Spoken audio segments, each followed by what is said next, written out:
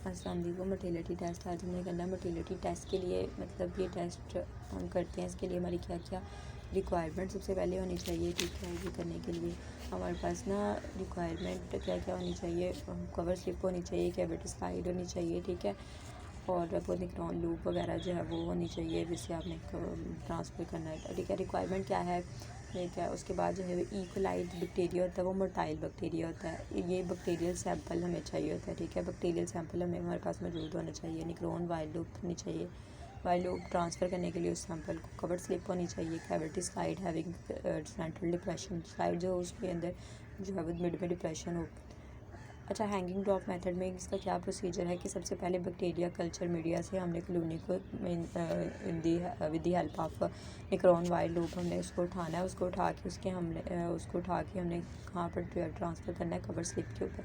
फिर उसके बाद कवर स्लिप के ऊपर उसको ट्रांसफ़र करने के बाद जो है वो पेट्रोलियम जेली जो होती है उसको अप्लाई करना है corner of the cover slip. उसके बाद जो है वो कैविटी स्लाइड जो है वो उसको प्लेस करना है कवर स्लिप के ऊपर और स्लाइड को अटैच कर देना है कवर स्लिप के ऊपर, और उसकी जो डिप्रेशन वाली साइड होगी वो नीचे वाली साइड होगी। फिर ऑब्जर्वेशन करनी है अंडर माइक्रोस्कोप। दैन जो मोटाइल वाले होंगे उसके पास फ्लैजिला होगा, ठीक है, जैसे कि इकोलाई है। प्रोटियस मैराबिलस जो है वो हाईली मोटाइल होते हैं, ठीक है, प्रोटियस मैराबिलस।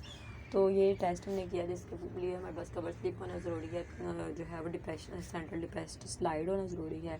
फिर निक्रोन वाइल्ड लूप और कल्चर कॉलोनी जो है वो होना ज़रूरी है। बैक्टीरियल सैंपल, हमने सैंपल को अपने निक्रोन वाइल्ड लूप से उठाया, कवर स्लिप के ऊपर रखा, पेट्रोलियम जेली को उसके साइड पे अप्लाई किया। फिर उसके बाद उसके ऊपर ऐड कर दिया हमने सेंट्रल डिप्रेस्ड स्लाइड को। दैन उसको अंडर माइक्रोस्कोप ऑब्जर्व करना है। ऑब्जर्व करने पे हमें जो मोटाइल वाले जो बैक्टीरिया अपनी जगह से दूसरी जगह मूव कर रहे होंगे, उसके पास फ्लैजिला होगा, उसमें फ्लाई वगैरह और प्रोटीज मैराबिलस से डिटेल डिस्कस करते हैं। मोटिलिटी टेस्ट होता है, दिस इज़ नॉट ये कोई बायोकेमिकल टेस्ट नहीं है, बल्कि ये इस चीज़ को डिफ्रेंशिएट करता है कि ये डिटर्मिन करता है प्रेजेंस ऑफ फ्लैजिला को बताता है। मीडिया रिएजेंट उसके लिए टी पैगर को यूज़ करना। मेथड ये है कि इनोकुलेट करना है नीडल के साथ, ठीक है, और इंक्यूबेट करना है 37 डिग्री सेल्सियस तक अपना जो भी सैंपल आप कल्चर मीडिया लोगे फॉर 24 to 48 आवर्स। फिर उसके बाद जो है वो एक्सपेक्टेड रिजल्ट क्या होंगे। जो पॉजिटिव टेस्ट होगा, अगर ग्रोथ जो है वो अपनी जगह से दूसरी जगह मतलब स्प्रेड करिए, growth spread away from the line of the inoculation motile, that's mean कि वो पॉजिटिव है। अगर नेगेटिव टेस्ट होगा तो वो ग्रोथ जो है वो सिर्फ only occurred at the line of inoculation, ठीक है। लाइन ऑफ इनोकुलेशन में जो ग्रोथ होगी वो नेगेटिव टेस्ट के केस में होगी, नॉन मोटाइल होंगे। वो प्रिंसिपल क्या है कि ability of bacteria to move through a semi solid media, कि सेमी सॉलिड मीडिया के अंदर बैक्टीरिया की मूव करने की एबिलिटी जो होती है वो बड़ी यूज़फुल होती है डिफ्रेंशिएट करने के लिए बैक्टीरिया को। This test is particularly useful in differentiating the enterococci को डिफ्रेंशिएट करने के लिए बड़े जो है ये इंपॉर्टेंट है।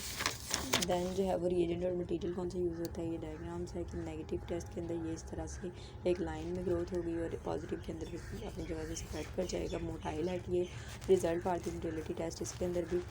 उसके बाद for left to right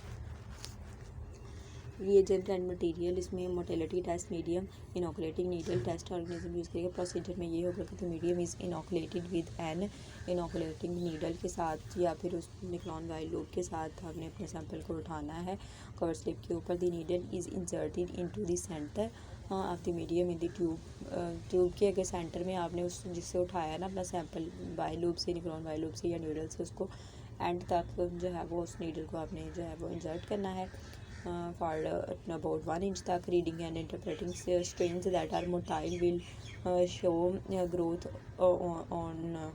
on toward to the edge of the tube, ठीक है, and downward towards the bottom of the tube। ये जो स्ट्रेन्स मोटाइल होंगे वो मतलब वो शो करेंगे अपनी जो ग्रोथ है, सिर्फ एक ही नहीं होगा कि एक लाइन की तरह नहीं होगी, उसकी जो है वो स्प्रेड कर जाएगी, उसके एजेस भी स्प्रेड कर जाएंगे। इसकी लिमिटेशन ये, और जो नेगेटिव वाला होगा मोटाइल नहीं होगा वो एक स्ट्रिक लाइन में जो है बिल्कुल ग्रोथ करेगा, जहाँ जहाँ नीडल है उसी लाइन आगे मतलब वो मूव नहीं कर सकता, नॉन मोटाइल होगा। इस लिमिटेशन ये है कि आपने don't place the motility test at 37 degree Celsius पे नहीं आपने जो है वो उसके लिए मतलब 37 डिग्री सेल्सियस पे उसको नहीं आपने मोटाइल बैक्टीरिया को प्लेस करना।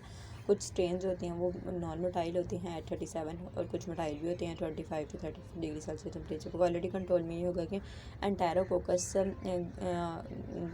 गैलिनेरियम is used as a positive control के लिए इसको यूज़ किया जाएगा and E faecalis strain is used as a negative control के लिए ई फैकालिस को यूज़ किया जाएगा कि जो नेगेटिव टेस्ट होगा जिसमें एक लाइन में ग्रोथ होगी उसके लिए हम यूज़ करेंगे ई फैकालिस को। जो पॉजिटिव है उसके लिए एंटेरोकोकस स्पीशीज़ को डिफरेंशिएट करती है ये।